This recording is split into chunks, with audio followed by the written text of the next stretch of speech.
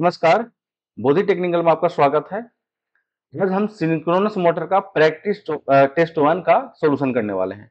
अगर आप रेलवे में लोको पायलट, डीआरडीओ, सेल या किसी भी स्टेट इलेक्ट्रिसिटी बोर्ड या डीएमआरसी या किसी भी मेट्रो का अगर आप तैयारी कर रहे हैं, तो ये सीरीज जो है आपके लिए काफी लाभदायक होने वाला है। इस सीरीज में हम सिर्फ 25 एमसीक्यू टेस्ट प्रश्न का रिवीजन करेंगे। रिवीजन पर्पस के लिए सीरीज बनाया जा रहा है और इस सीरीज को हम मैक्सिमम कोशिश करेंगे 10 मिनट में खत्म किया जाए। ठीक है। और अगर इसका सीरीज डिटेल्स में देखना चाह रहे हैं तो आप बोधि टेक्निकल ऐप पे जा करके डाउनलोड करके आप उसको देख सकते हैं, जो डिटेल्स में लगभग इस 25 एमसीक्यू को लगभग 40 से 45 मिनट में सोल्व किया गया, डिटेल्स में सोल्यूशन किया गया है। तो चलिए शुरू करते हैं हम आज का पहला प्रश्न से। तो हमारा आज का पहला प्रश्न है, शक्ति गुणांक कैसा होगा अगर सिंक्रोनस मोटर का फील्ड एक उत्तेजित हो? ये है इकाई, बी अग्रगामी, सी पश्चगामी और डी है इकाई से अधिक। इसका आंसर है सी पश्चगामी। इसका आंसर है सी पश्चगामी। आगे हम बात करेंगे दूसरा नंबर प्रश्न।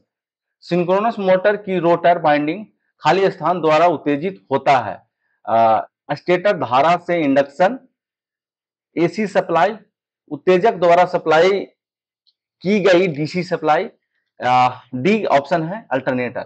इसका आंसर है सी उत्तेजक द्वारा सप्लाई की गई डीसी सप्लाई। अगला है तीसरा नंबर प्रश्न। निम्न में से किस पर सिंक्रोनस मोटर की गति निर्भर करता है? ऑप्शन ए है जनित्र विद्युत वाहक बल की आवृत्ति, बी है सप्लाई आवृत्ति, सी है ध्रुवों की संख्या और डी है उपरोक्त में से तीनों। इसका आंसर है बी एंड सी, क्योंकि एन बराबर जो फॉर्मूला होता है 120 एफ बटा पी होता है। ठीक है, तो यहां पे हम इसको कर लेंगे बी एंड सी। इसका आंसर होगा, मतलब ये और ये है दोनों। ठीक है, आगे हम बात करेंगे चौथा नंबर प्रश्न। निम्नलिखित में से किस पर तुल्यकालिक मोटर की गति निर्भर करता है? स्टेटर में ध्रुवों की संख्या, सप्लाई आवृत्ति, वोल्टता पर।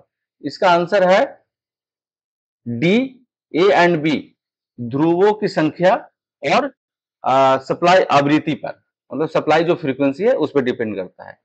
अगला है पांचवा नंबर प्रश्न। इस अवस्था को क्या कहेंगे जब एक तुल्यकालिक मोटर शून्य लोड एवं अति उत्तेजित उत्तेजन पर प्रचलित हो? रेक्टिफायर कहलाती है, तुल्यकालिक संधारित्र कहलाती है, सी है अल्टरनेटर की तरह कार्य करती है, डी है डीसी मोटर की तरह कार्य करती है।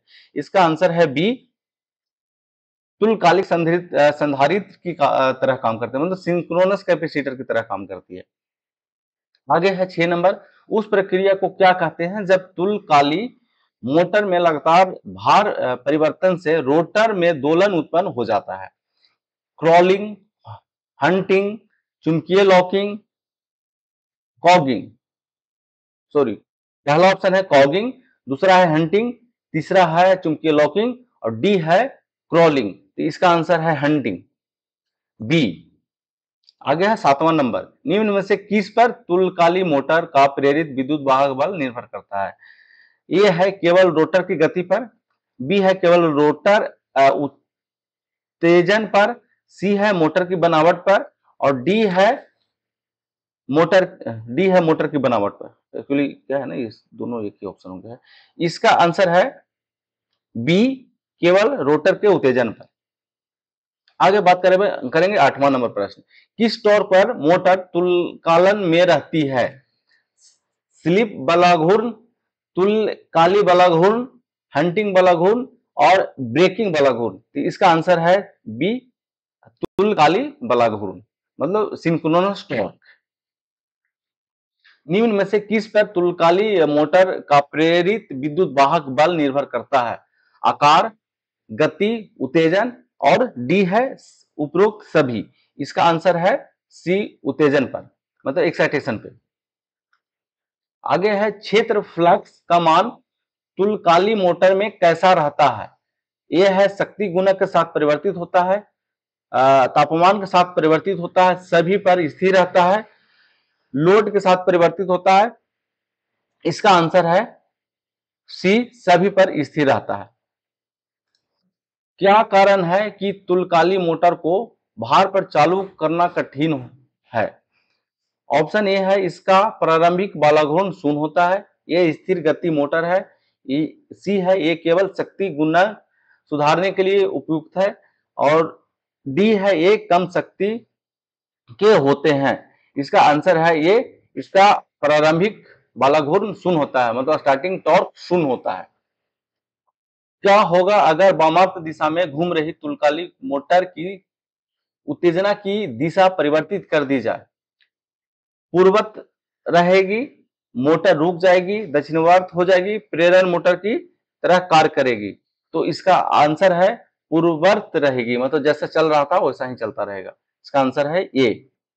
आगे हम बात करेंगे, किस स्थान पर तुलकाली मोटर में अवंदन कुंडली स्थापित की जाती है? किस स्थान पर तुलकाली मोटर में अवंदन मतलब डंपर बाइंडिंग लगाया जाता है? इसका ऑप्शन ए है, उत्तेजक की ध्रुव पर, स्टेटर पर, रोटर के ध्रुव पर, और डी है मोटर के शीर्ष पर। तो इसका आंसर है रोटर के ध्रुव पर। सिंक्रोनस मोटर पर स्लिप रिंग मोटर की तुलना में क्या लाभ है?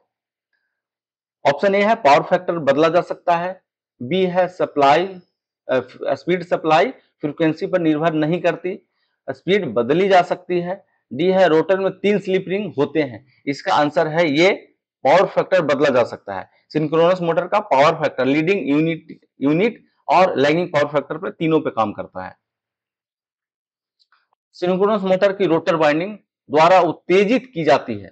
AC supply, AC supply, actually दोनों ऑप्शन सेम हो गया है। उत्तेजक से प्राप्त डीसी सप्लाई, इसका आंसर है उत्तेजक से प्राप्त डीसी सप्लाई। आगे हम बात करेंगे 16 नंबर प्रश्न। किसी मोटर को एक जनरेटर के रूप में कार्य करने के लिए उसमें गति से उत्तेजना घूर्णन करना चाहिए। रोटर, ऑप्शन ए है, रोटर को इसके स्टेटर की तुल्यकालिक गति से अधिक गति से घूर्णन करना चाहिए। बी है, रोटर को इसके स्टेटर की तुल्यकालिक गति से अधिक गति से घूर्णन करना चाहिए। सी है, रोटर को दक्षिणावर्त दिशा में अत्यधिक तेजी से घूर्णन होना चाहिए। और डी है, रोटर को वामावर्त दिशा में अत्यधिक तेजी से घूर्णन होना चाहिए। इसका आंसर ए है, रोटर को इसके स्टेटर की तुल्यकालिक गति मतलब सिंक्रोनस स्पीड से अधिक गति से घूर्णन करना चाहिए। आगे है, सिंक्रोनस मोटर का निरंतर गति से अतिरिक्त क्या लाभ है? कम पावर फैक्टर, कम लागत, उच्च पावर फैक्टर, बेहतर क्षमता। इसका आंसर है सी, उच्च पावर फैक्टर, क्योंकि ये यूनिटी पावर फैक्टर पर भी काम करता है।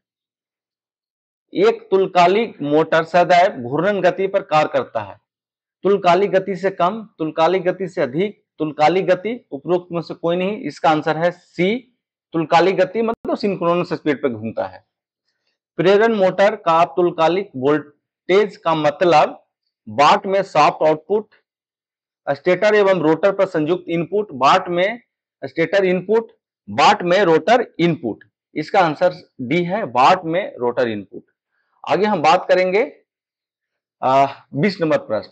तुल्यकालिक गति होती है, ऑप्शन ए है, स्थिर, परिवर्तनशील, लोड वृद्धि पर अधिक, समान गति के बराबर। तो इसका आंसर है ए, स्थिर। तुल्यकालिक गति मतलब सिंक्रोनस स्पीड हमेशा जो होता है स्थिर होता है। तुल्यकालिक मोटर में मंदन कुंडली लगाने का प्रयोजन क्या है? मंदन कुंडली डंपर वाइंडिंग बोला जाता है। रोटर की गति को स्थिरीकृत करना, रोटर में दोलन को समदमित करना, और आवश्यक टॉर्क, स्टार्टिंग टॉर्क वाला घूर्ण मतलब स्टार्टिंग टॉर्क जो होता है उसको प्रदान करना। तो इसका आंसर है डी, बी एंड सी, मतलब रोटर के दोलनों को संमित करना मतलब सीमित करना, जो उसमें हंटिंग होता है उसको कम करना, और दूसरी बात है स्टार्टिंग टॉर्क को भी देना। ये डंपर बाइंडिंग का काम है। आगे हम बात करते हैं 22 नंबर प्रश्न। तुल्यकालिक मोटर को डीसी सप्लाई एक डीसी जनित्र से दी जाती है। यह जनित्र जुड़ा होता है मोटर के सॉफ्ट से, मोटर के पोल पे, मोटर के स्टेटर पे, उपरोक्त में से कोई नहीं। इसका आंसर है मोटर के सॉफ्ट पे। आगे हम बात करते हैं 23 नंबर। भार के लिए उपयुक्त मोटर जहां निरंतर अपेक्षित गति है, universal motor, synchronous motor, induction motor, capacitor motor. इसका आंसर है बी, सिंक्रोनस मोटर। तुल्यकालिक मोटर में स्टेटर विरोधी, जिसको बैक ईएमएफ का बोला जाता है, का परिमाण निर्भर करता है मोटर की गति पर, मोटर के आरोपित लोड पर, गति एवं रोटर फ्लक्स पर, केवल डीसी उत्तेजक पर। तो इसका आंसर है डी, केवल डीसी उत्तेजक पर। सिंक्रोनस मोटर में जो बैक ईएमएफ होता है केवल डीसी उत्तेजक पर निर्भर करता है। तुल्यकालिक मोटर को परिचालित किया जा सकता है केवल पश्चगामी शक्ति गुणक पर, केवल अग्रगामी शक्ति गुणक पर, पश्चगामी एवं अग्रगामी शक्ति गुणक पर, उपरोक्त में से कोई नहीं। इसका आंसर है